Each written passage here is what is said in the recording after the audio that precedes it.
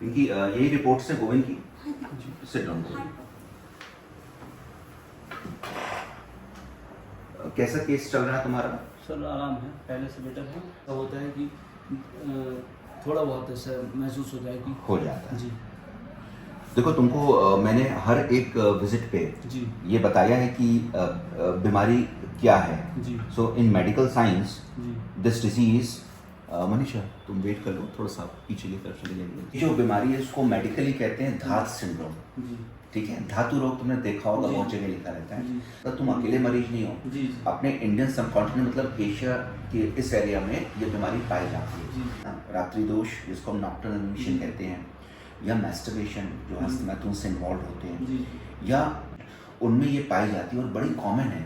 शुरुआत में सर मुझे ऐसा लगता था जैसे अगर मैं ज़रा सा मौसम हमारे अनुकूल नहीं रहा, कभी सर्दी कभी गर्मी, ज़रा सा भी मौसम चेंजिंग हुई तो मुझे तुरंत जो है बुखार भी आ जाता था, और जुकाम तो हमेशा 12 महीने रहते थे।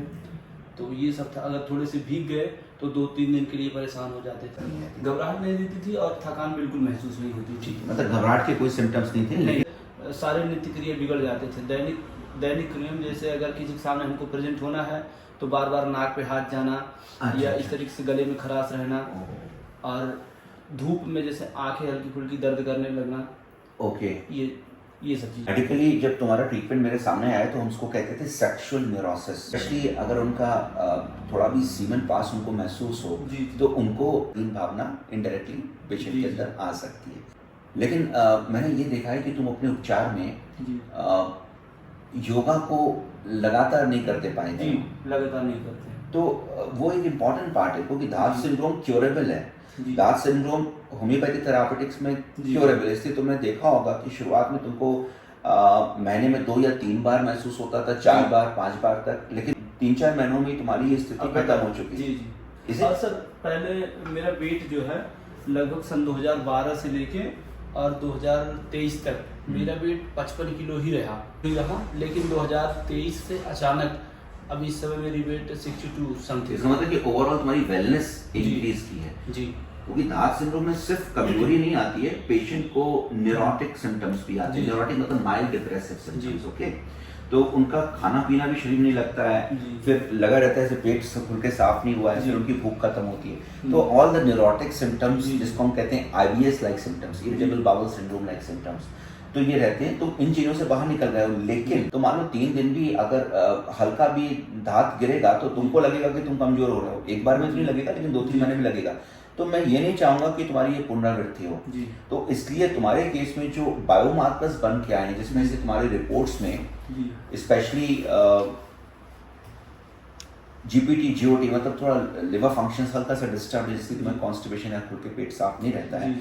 अल्कलाइन फॉस्फेटेज भी थोड़ा सा नीचे की तरफ है, विटामिन D थोड़ा नीचे की तरफ है। जी। तो ये जो प्रेजेंटेशन है, अगर ये भी तुम्हारे डाइट से और तुम्हारे ओवरऑल वेलनेस से बेहतर होती है जी।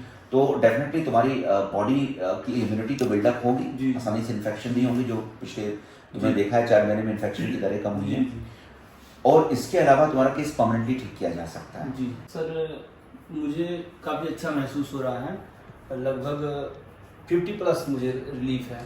इसको मतलब 1 से 10 की स्केल पे अगर बोलो तो 7 तक बहुत बड़ा है। जी। क्योंकि मेडिकल साइंस पे हम ये मान के चलते हैं कि कोई बीमारी पेशेंट अगर मोर देन 50% भी रिकवर कर गया है तो that means he is on the positive side, इसको इंप्रूवमेंट मानते हैं। That means you are showing the improvement. और 1 से 10 की स्केल पे 7 पहुंचना ही बहुत से डॉक्टर्स का एम होता है।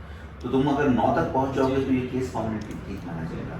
तो 9 तक पहुंचने के लिए तो समय चाहिए, मान लो अगले 5-6 महीने। लेकिन अगर तुमको लगता है कि नहीं हम थोड़ा और जल्दी पहुंचे तो तुमको फिर प्रयास करना पड़ेगा, उसको कहते हैं पार्टिसिपेशन करना पड़ेगा। पार्टिसिपेशन मैंने तुमको हर समय बताया है कि जो आसन हैं, स्पेशली प्राणासन, वृक्षासन और मंत्रोच्चारण, जो कि माइंड बॉडी का इन्वॉल्वमेंट करते हैं, ये तीनों ही उपचार के साथ अच्छे हैं। डायग्नोसिस कर लिए, विटामिन D कम है, पेशेंट के ओवरऑल लिवर फंक्शन सही नहीं थे, उनके ऊपर हमने वर्क कर लिया। धात सिंड्रोम के ऊपर होम्योपैथी थेरेपेटिक्स चल गई, 70% तुम ठीक हो गए। लेकिन तुम चाहोगे कि बच्चों को 20% भी रिकवर करे, क्योंकि तुम्हारा वेट भी पहले से 12 किलो बढ़ गया है, जो कि बहुत अच्छी बात है, जैसा वेलनेस इंडेक्स। लेकिन अगर क्वालिटी ऑफ लाइफ इंडेक्स मतलब ओवरऑल जो क्वालिटी है जीने की, वो अगर तुम चाहते हो कि 90% तक ठीक रहे, जिससे कि तुम और बेहतर काम कर पाओ अपने करियर में, तो तुमको थोड़ी मेहनत करनी पड़ेगी अगले 4 महीने। क्या क्या करना होगा तुम बताओ, जो तुमको बहुत बार बताया मैंने, सर जो नहीं कर रहे हो।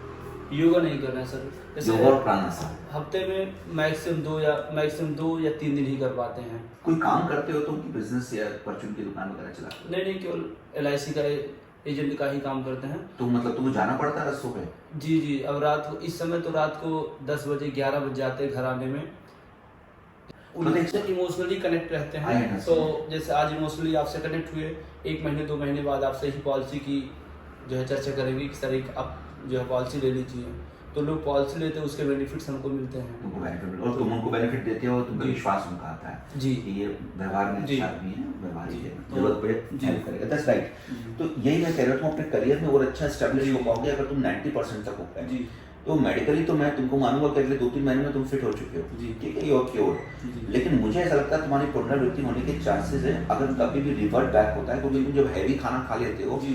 तो पेट खराब होने के बाद धीरे धीरे करके वो सिम्टम्स तुम्हारे आने लगते हैं। हाँ सर, ये मैंने महसूस किया। शादी पार्टियां में है, वहाँ पे मसाले गैरेज खाना खा जी। लेते हो जिसको बोलते हैं हैवी खाना। तो जी, तो उसके 1 दिन बाद, जैसे आज रात को मैं खाया तो आज कुछ नहीं होगा, मीन्स कल 1 दिन गैपिंग करके तो मुझे मॉर्निंग में जब वॉशरूम जाएंगे तो मुझे ऐसा महसूस होता है कि जैसे ही जोर भरते हैं तो हल्का सा ऐसे फ्लूइड निकल जाता है। फ्लूइड निकलता है।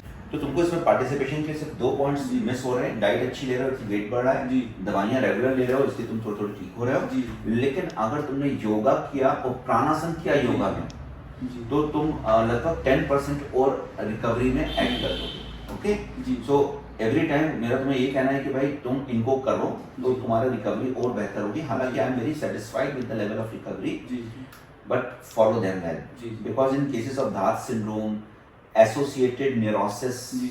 सेक्सुअल न्यूरोसिस, इन सब में ये बहुत कॉमन है और ये पूरा का पूरा पेशेंट का जीवन डिस्टर्ब कर देता है। लेकिन कुछ चीजें और करोगे तो तुम परमानेंटली निकल पाओगे। तो मेरा तुमको इस पूरे सेशन में यही एडवाइस है कि all the patient if they recover even well with the medicine, वो दवाई भी अच्छी ले रहे हैं, उनकी रिपोर्ट्स हर 6 महीने में आनी चाहिए। इसके अलावा जो माइंड बॉडी सेशन है जिसमें योगा है, प्राणायाम है, वो इस उपचार के सबसे इम्पोर्टेंट पार्ट होते हैं। तो you ensure that you follow them well. If you follow, I am sure that you shall recover very well. Okay, और कुछ बताना चाहते हो, पूछना चाहते हो तो तुम पूछ सकते हो। नहीं ठीक है, बस डाइट जो है अच्छी ले रहे हैं आपने, जैसे जैसे बताया डाइट में तो पूरी तरह फॉलो कर रहे हैं। तो डाइट में तभी तुम्हारा वेट भी बढ़ा है ना, योगा नहीं मुझे किया। जो सबसे अच्छा फील हुआ कि जैसे जरा से भी मौसम में अगर चेंजिंग आती थी तो मैं तुरंत परेशान हो जाता था। जुकाम तो पूरी तरह हो जाता था, बुखार भी आता, शरीर में कुछ जैसे हरारत थी वो आ जाएगा, ठीक है। वो अब क्या है कि अब अगर अब इस बार पूरी गर्मी में हमने पंखे के नीचे ही सोया, लेकिन कभी ऐसा महसूस नहीं हुआ कि सुबह उठने के बाद नाक बहने लगे या कुछ इस तरीके से। अब अच्छा महसूस करते हो लोगों से मिलते समय? हाँ बहुत अच्छा। ये भावना नहीं रहती, नहीं। चेहरे पे भी तुम्हारी चमक आई है, जी। मैं देख सकता हूँ। लेकिन ये पिक्चर हम पहले बनाए होते तो तुम्हारे चेहरे पे हम दिखा पाते हैं, क्योंकि वेट बढ़ने से तुम्हारा जी, जी। सब भर गया ना शरीर। 13 किलो वेट बहुत होता है, 10 किलो वेट बहुत होता है, तो 10 किलो ओवरऑल तुम्हारी बॉडी को बिल्डअप जी। किया है। तो थोड़े एक्सरसाइजेस करो और योग को, जी। प्राणायाम को एक इंपॉर्टेंट पार्ट बनाकर चलाओ। जी। तो इसलिए मैंने दाद सिंड्रोम के ऊपर आज एक वीडियो बनाया है जिससे और भी पेशेंट को बेनिफिट मिले। जी, जी। तो दाद सिंड्रोम क्यों बोलते हैं? सिंड्रोम इसलिए बोलते हैं क्योंकि द फैक्ट रिमेन्स कि इसमें सिर्फ आपका सेमिनल फ्लूइड ही पास नहीं होता, प्रोस्टेटिक फ्लूइड ही पास नहीं होता है, इसके अलावा एक न्यूरोसिस, एक मेंटल डिसऑर्डर भी ये अकम्पनी करता है। तो उसके कारण पेशेंट को बॉडी का तो लॉस हो रही है, कमजोरी महसूस कर रहा है, लेकिन उसके अलावा उसके करियर और बहुत सारी चीजों में उस भावना के घुसने के कारण वो अपने को दबा दबा महसूस करता है। तो तुम उससे निकल आए हो, लेकिन प्राणायाम करोगे तो परमानेंटली निकल पाओगे, क्योंकि मेरी दवाइयाँ हर समय नहीं चलेंगी। आप 2-3 महीने में अपने को बेहतर करिए। तो बाय अगला जो उसको हम कहते हैं ना new financial year, from April तुम्हारा ट्रीटमेंट छोड़ना शुरू करना चाहिए। ऐसा नहीं कि वो रणविजय सब कुछ चलते ही रहे, तुम निकल चुके हो बीमारी से बाहर। Okay okay, all the best. वो कोई और भी तुम्हारे साथ कोई आया हुआ है? कौन है, क्या तकलीफ है उनको? हाँ, एक बार उनको बुला कर लेकर आ जाओ।